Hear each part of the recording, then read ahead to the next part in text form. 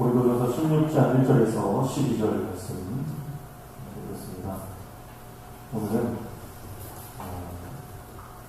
헌금에 관한 내용이죠. 연보에 관한 내용입니다. 연보라고 하는 것, 오늘날은 잘 쓰지 않는 단어죠. 오늘은 대부분 헌금이다 이렇게 말씀을 합니다. 왜냐하면 교회 대부분 우리가 하나님께 드리는 것을 돈으로 드리기 때문에 헌금이다, 바쳐서 드린다 이렇게 말씀을 많이 하는데요. 그러나 성경에는 이것을 연보라고 했습니다.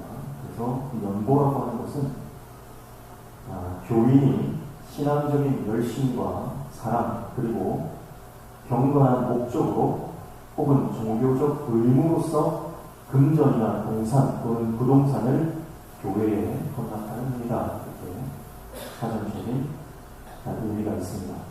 그래서 이것은 교회를 유지하거나 교역자들의 생활을 또는 선교와 가난한 이웃을 위한 구제에 사용되는 것, 이것을 성경에서는 연보라고 하고 있습니다.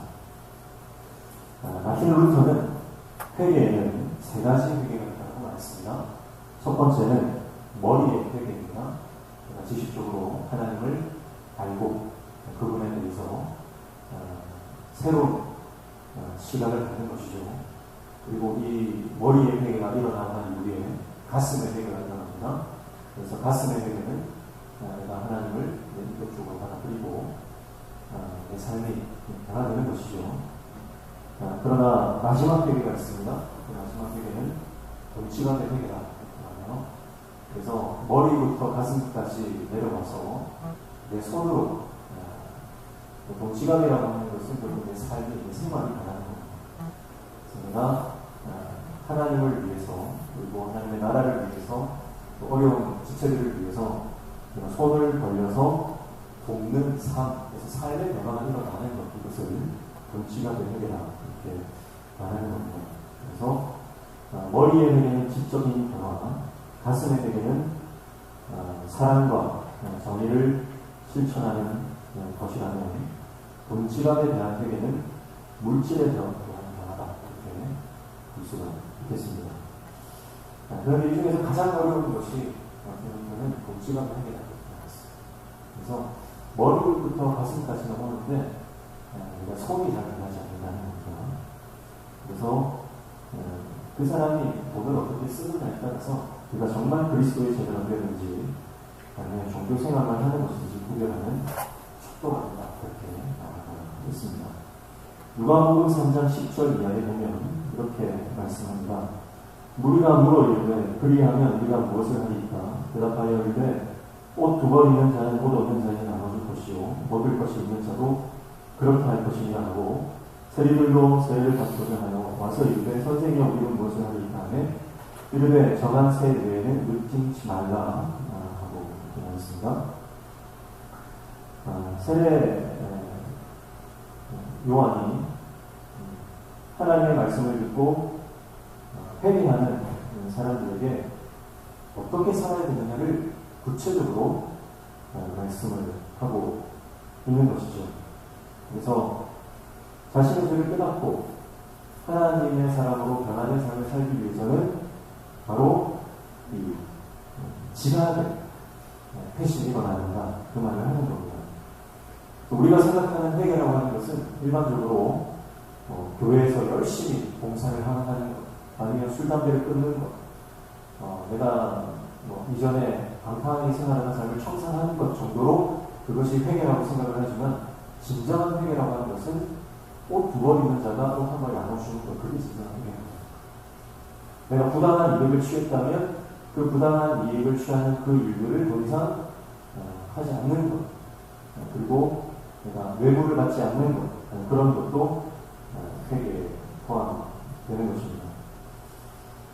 그래서 자신의 필요한 것 이상의 것은 더 어려운 사람들을 돕는 인생을 사는 것이다 이렇게 말하는 거예요. 이게 연보의 목적과도 같습니다. 그래서 우리가 하나님 앞에서 이 연보에 관해서 이 돈의 문제에 관해서 깨끗해지지 않으면 하나님 앞에서 참된 회개를 못했다라고 말하는 것입니다. 성경에 보면 고르반이라고 나오죠. 그래서 이게 하나님께 드림받았다 그러면 부모에게 드릴 의무를 하지 않아도 되는 거죠. 그런데 부모를 섬기기 싫으니까 이거 고르반이다 해놓고 실제로는 이것을 부모를 섬기는 하나님께 드리지 않고 자기가 취하는 것입니다.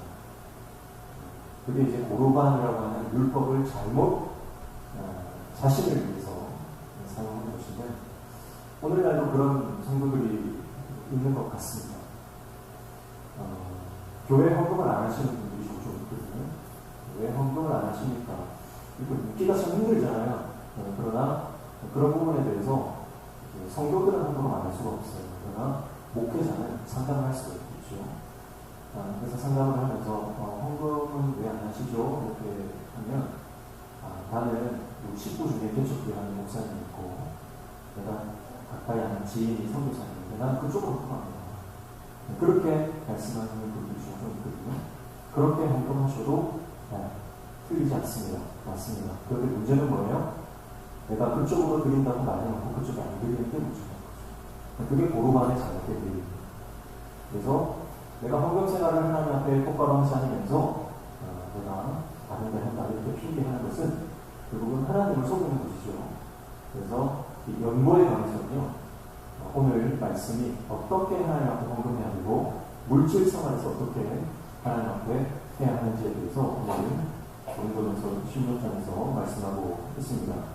고린도전서는 15장짜리 결론이 났다고 볼 수 있는데 그런데 부록처럼 16장을 더하고 있는 이유는 우리의 신앙이 결국 마지막에는 구체적인 삶의 모습으로 나타나야 된다고 하는 것을 강조하는 것입니다. 그래서 58절, 15장 58절에 보면 그러므로 내 사랑하는 형제들아 견실하며 흔들리지 말고 항상 주의 일에 더욱 힘쓰는 자들이더라 이는 너희 수고가 주 안에서 헛되지 않은 줄 알미라 그렇게 말씀했어요.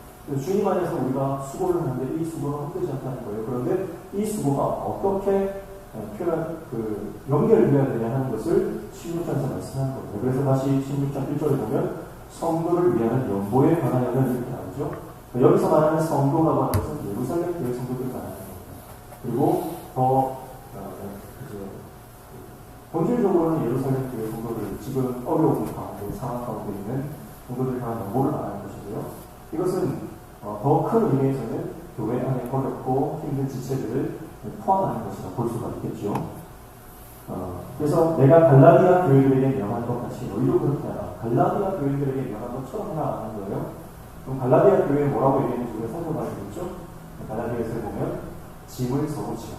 짐을 서로 같이 지라. 그렇게 말했습니다. 그러니까 성도의 어려움을 보면서 내가 그 성도의 어려움을 돕지 않고 그냥 무시하고 방관하고 내가 가만히 내버려 두는 것은 그것은 참된 그리스도의 사람의 삶이 아니다라고 하는 것을 말하는 것입니다.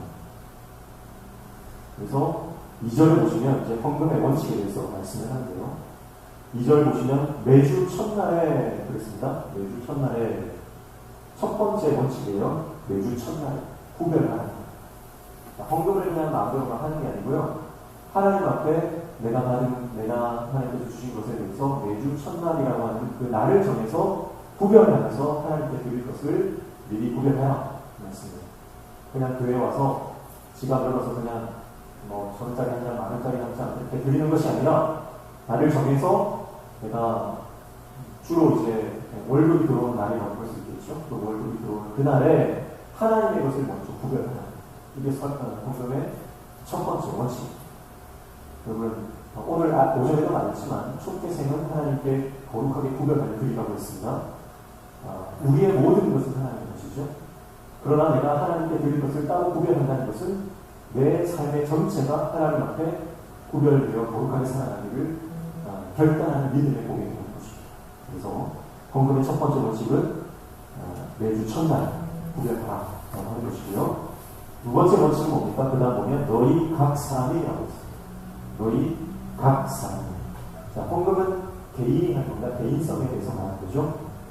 남편이 했으니까 나는 안 해도 된다. 아내가 했으니까 나는 안 해도 된다. 아버지, 어머니가 했으니까 나는 자신이니까 안 해도 된다. 이런 게 아니라는 거예요. 헌금은 내가 하나님의 은혜를 감사해서 내가 개인적으로 드릴 겁니다. 그래서 남편과 아내가 한 마음으로 같이 드릴 수 있어요. 그러나 그 마음이 바뀌지 않는다. 그러면 각자 따로 드릴 수 있습니다.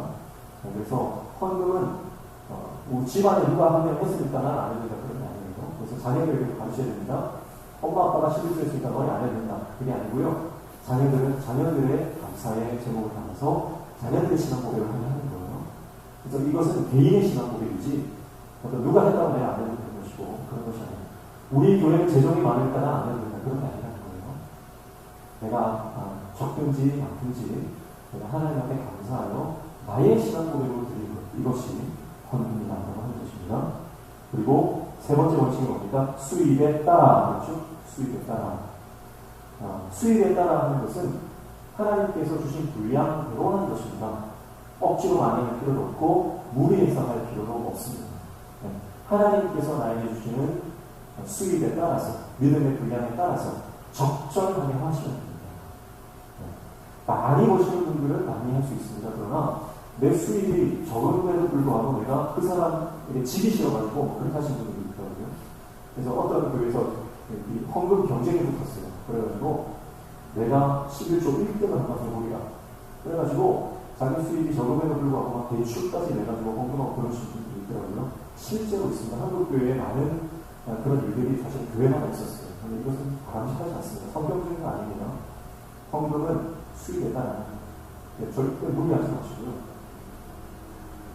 집 팔아서 헌금해라, 대출 내서 헌금해라, 그런 교회들은 잘못된 거예요.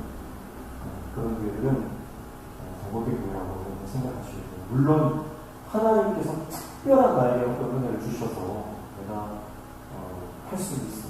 그러나 특별한 경우, 일반적인 경우는 내가 하나님 주신 분량만큼 하십니다. 그래서 어떤 분들 그런 분들이 있습니다. 10에 5조 하시는 분들이 있고요. 10에 5조 하시는 분들이 있어요. 그런 분들은 전에 제가 얘기를 들어보니까 어떤 사업을 하시는 분들, 하나님께서 은혜를 주셔가지고 사업이 너무 잘 되는 거예요. 그래서 내가 10에 1조만 하는 게 너무 하나님 앞에 죄송한 거예요. 그래서 자기는 10에 5조를 했는데 10에 5조를 해도 생각이 몇천만 원이나 그러니까 하는 거예요. 저는 우리 성도들이 그런 물질의 복을 받으시기 축복합니다. 그래서 그렇게 해서 내가 생각이가 넉넉하고 많이 남아서 10에 2조를 하고 3조를 하는 건 괜찮아요. 그런데 내가 무리를 해서 생활비가 없는데도 불구하고 그렇게 내가 무리를 하는 것은 바람직한 것이 아닙니다. 특별한 경우를 제외하고 특별한 경우를 제외하면서 하나님 앞에 하나님께서 주시는 수입에 따라서 하는 것이다. 무리하지 마십시오. 아멘이죠? 많이 하는 거 하시는 것 같아요. 그리고 그 다음 뭡니까? 모아두어서. 그렇죠? 모아두어서. 이건 뭡니까? 미리 준비하는 거죠. 헌금은 준비성입니다. 미리 준비를 해서 하나님께 이 처음에 구별하는 것과 같은 맥락에서 헌금을 미리 준비해서 하나님 앞에 모아두는 거예요. 급하게 하지 마시고요. 그래서 사실은 우리가 성도들이 11조만 해보고요. 교회에 다른 특별한 것은 사실은 필요가 없습니다. 많은 성도들이 우리 교회, 한국교회 일반적으로 11조만 하시는 분들이 20% 미만이 안 돼요. 그러니까 11조만 다 해보게 돼도 사실은 특별한 헌금, 부재 헌금 이런 거 다 필요 없습니다. 11조만 되면 그 안에서 우리가 문제들을 나누고 성도들을 나누고 교육자 생활이라든지 이런 것들을 다 나눠서 나만 골반을 쓸 수 있습니다. 그런데 11조가 잘 안 되니까 여러 가지 항목을 만들어서 어떤 통계에 따르면 한국교회 헌금의 항목을 보면 70가지 이상이 됩니다. 굉장히 많은 종류가 있습니다. 헌금의 종류가 굉장히 많은데 사실은 성경에서는 그런 종류를 많이 열거하고 있지 않다. 우리가 잘 준비해서 하나님께 드리기만 하면 하나님께서는 그 재정을 적절한 교회가 쓰면 되는 것입니다. 그리고 그 다음에 내가 갈 때에 연보를 하지 않게 하라. 그렇죠? 여기서 무슨 말입니까? 사도 바울이 고린도교회에 이렇게 갑자기 방문했을 때 갑자기 막 재정을 막 걷어가지고 헌금을 하는 이런 것은 바람직하지 않다. 사도 바울이 말하는 거예요. 급하게 하지 말라는 것이. 같은 거예요. 준비가 안 됐는데 갑자기 급하게 하는 것은 그것은 좋지 않다는 거예요. 예를 들어서 갑자기 교회 선교사님이 방문하셨어요. 아니면 정말 어려운 대축회 목사님이 방문하셨을 때 하나님께서 내 마음에 감동을 주셔서 내 집안을 열게 하시는 것은 정말 감사한 일이죠. 그런데 갑자기 일이 닥쳐가지고 내가 준비가 되지 않았는데 억지로 해야 된다라고 한다면 그것은 올바른 방법의 모습은 아니다라고 하는 것이고요. 그래서 급하게 흥격에서 하는 건 아니다라는 것이고요. 그리고 3절에 보면 뭐라고 말씀합니까? 내가 이를 때에 너희가 인정한 사람에게 번지기 주어 너희의 은혜를 예루살렘으로 가지고 가는 하느니 이랍니다. 그래서 이 헌금을 인정한 사람에게 맡겨서 예루살렘으로 가져가게 하는데요. 그러니까 헌금을 다루는 사람에 대해서 말이죠. 헌금을 다루는 사람은 교회에서는 집사들을 세워서 그 집사들을 통해서 교회의 살림을 살게 합니다. 그래서 그 집사들은 교회 인정을 받는 신실한 사람들이 이 재정을 관리해야 된다는 것이고요. 근데 이 헌금이 오늘 말씀은 뭐라고 해요? 너희의 뭐다? 은혜다. 헌금이 은혜다. 그게 무슨 말입니까? 우리가 정말 이 헌금의 원칙, 성경이 말하고 있는 헌금의 원리를 따라서 하나님 앞에 잘 드리면 이 헌금은, 이 예물은 하나님의 은혜가 된다는 거죠. 그래서 성도들을 통해서 전해지는 하나님의 햇새이다, 하나님의 사랑이다. 그래서 헌금을 단순히 보면 내가 마음을 담아서 하나님 앞에 연법을 하면 그 헌금은 하나님의 은혜의 도구가 된다. 그래서 사람을 살리고 영혼을 구원하고 교회를 성장시키고 하나님의 나라를 확장하게 되는 하나님의 사랑의 도구가 되는 줄로 믿습니다. 그래서 이 헌금은 더 이상 이제 내가 드렸다고 해서 내 것이 아니고 하나님께서 주시는 하나님의 은혜의 도구, 사랑의 도구가 되어진다라고 하는 것이죠. 그러니까 내가 헌금한다는 것이 얼마나 큰 영광인 것을 깨닫는 그러니까 헌금하는 게 아까운 게 아니고요. 헌금을 하는 것은 내가 하나님의 그 구원의 사역과 하나님의 그 구원의 놀라운 역사에 동참하는 놀라운 영광스러운 일이라는 거예요. 이런 인식이 있어야만 우리가 하나님 앞에 인색하게 하지 않습니다. 그리고 뭐라고 했어요? 예루살렘으로 가지고 가는 하느님. 그렇죠? 헌금이 가야 하는 목적지입니다. 예루살렘이죠. 예루살렘 교회는 지금 기근을 만나서 굉장히 어려운 상황이 있습니다. 이 헌금이 예루살렘으로 가야 된다. 무슨 말이에요? 헌금이 하나님이 기뻐하시는 올바른 곳에 쓰여져야 함을 말씀하고 있는 것입니다. 그래서 교회는 모여진 헌금을, 재정을 하나님 나라를 위해서 하나님께서 기뻐하시는 곳에 바르게 써야 하는 사람이 있습니다. 이것을 잘 사용하지 못하면 교회는 시험에 들 수 있고 교회가 분열할 수 있는 것입니다. 그래서 적절하게 기도 가운데 하나님 주시는 지혜로 이 헌금들을 적재적소에 잘 사용해야 할 것입니다. 오늘 우리 부재 봉사부가 모여가지고요. 봉사부에 모인 이 헌금을 어떻게 쓸 것인가 서로 의논하는 모습을 보았습니다. 정말 잘하시는 거죠. 그래서 함께 모여서 모아진 부재들을 어디에 보내는 것인가. 그냥 이것을 쌓아두는 것이 아니라 정말 필요한 곳에 보내기 위해서 함께 머리를 맞대고 필요한 것은 하나님 기뻐하시는 것이죠. 그래서 우리가 개인적인 삶도 마찬가지예요. 내가 수입이 있으면 이 수입의 일부를 내가 하나님께서 기뻐하시는 것에 쓰기 위해서 미리 작정하고 쓰여질 수 있도록 나를 통해서 하나님의 나라가 확장될 수 있도록 이렇게 미리 준비를 해야 하는 것입니다. 그리고 고린도 전서에는 나오지 않지만 고린도 후서에 가면 다시 이 연보에 대해서 한 번 더 말씀을 하는데요. 고린도 후서 8장 12절 말씀을 보시죠.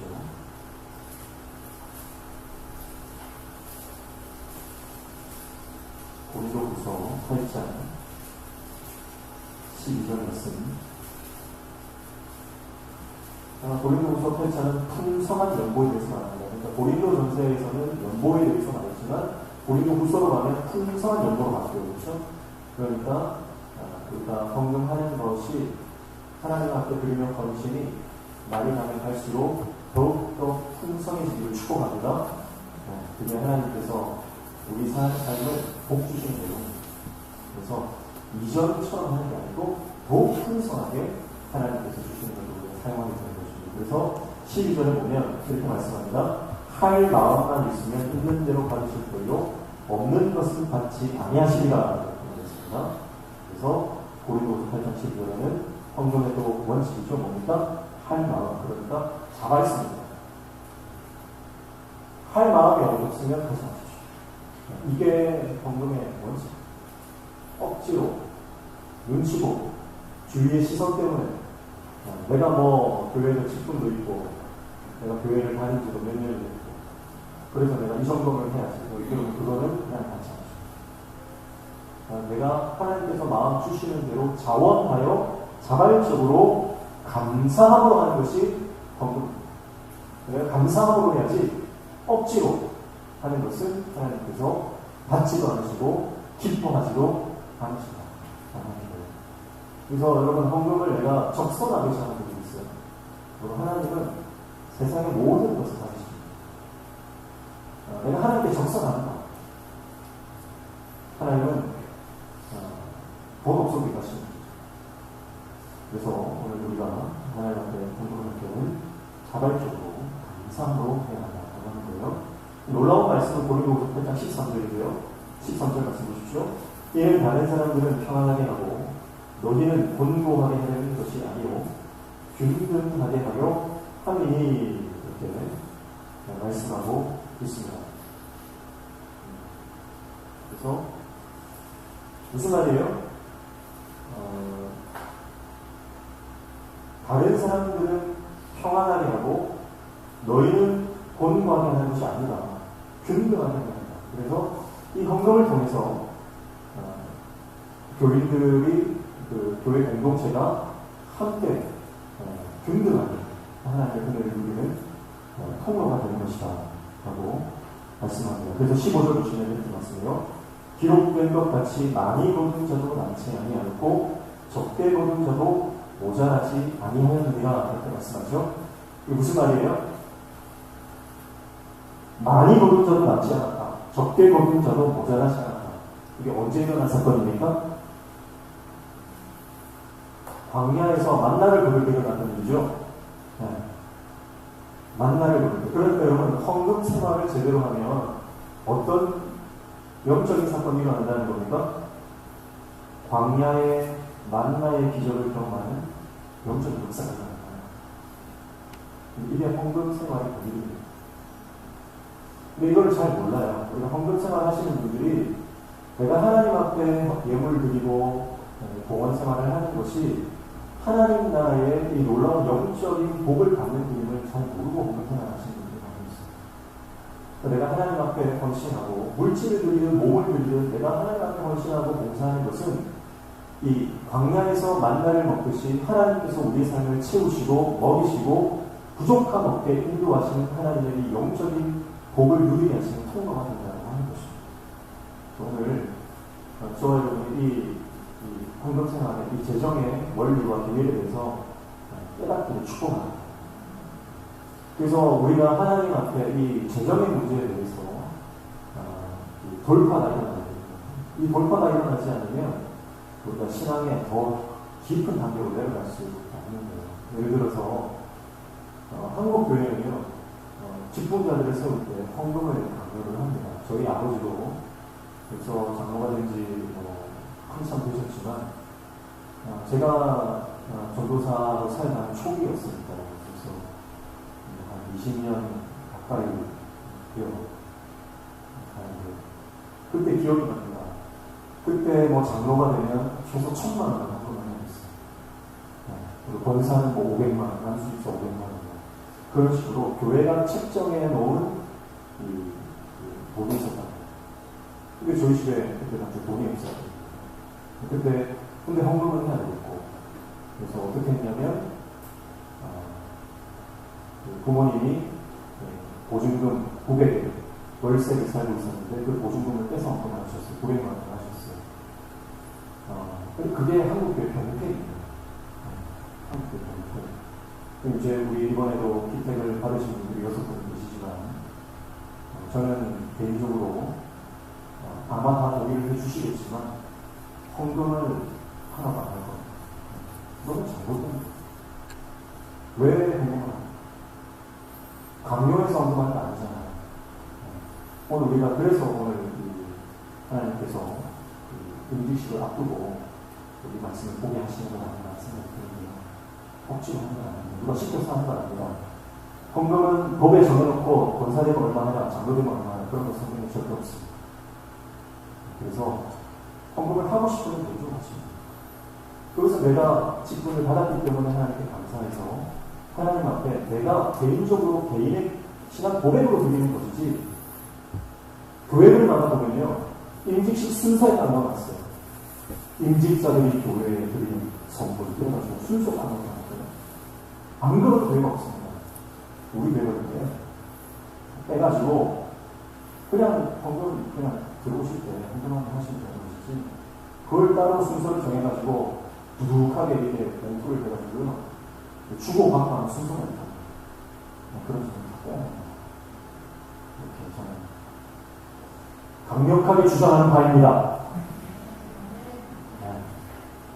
여러분들이 동의 안 해주시면 어쩔 수 없겠지만 저는 그렇게 주장하는 바입니다. 그게 성경적입니다.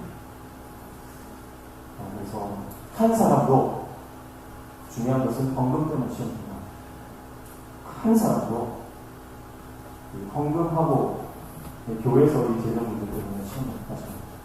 그래서 지금부터는 오늘 우리가 성경을 정확하게 봤으니까, 헌금의 원리에 대해서 정확하게 봤으니까, 헌금하는 문제 때문에 와이나 와이고 하거나 이 문제 때문에 시험 되는 사람들을 축복합니다.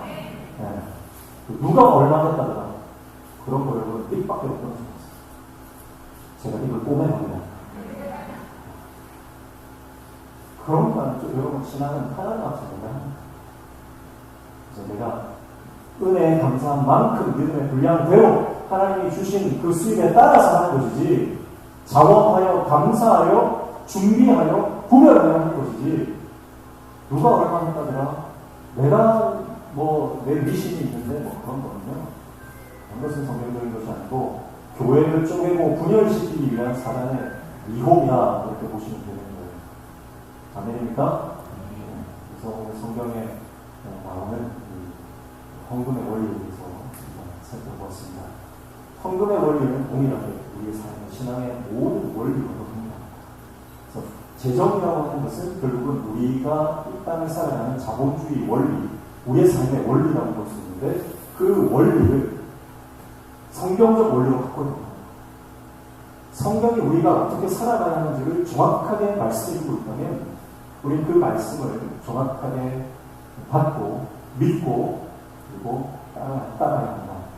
그래서 우리가 이 말씀의 원칙대로 살아가려고 하면 우리 삶에 부작용들을 일어나지 않는 것입니다. 말씀대로 살아도 힘든 거예요. 그렇지 않습니까? 정말 하나님의 말씀에 순종하며 살아가는 것도 참 힘들고 어려운 것인데, 우리가 말씀의 원리를 떠나서 살면 인생은 복잡해지고 꼬일 수밖에 없는 것입니다. 그래서 오늘 이 말씀의 원리, 헌금의 원리지만 이 원리를 잘 내 삶에, 내 신앙에도 잘 적용을 해서 우리 신앙이 하나님 앞에서 거룩하게 아름답게 이렇게 뻗어나가는 그런 것을 축복합니다. 헌금의 원칙, 구별성, 개인성, 무리하지 말고 준비하여 떠밀려서 억지로 하지 말고 이 헌금이 하나님의 은혜의 보고가 되도록 감사와 기쁨으로 자발적으로 그리고 다른 곳에 쓰일 수 있도록 우리가 오늘 헌금의 원리를 잘 기억하시면서 하나님 앞에 쓰임받는 여러분 되시기를 축복합니다.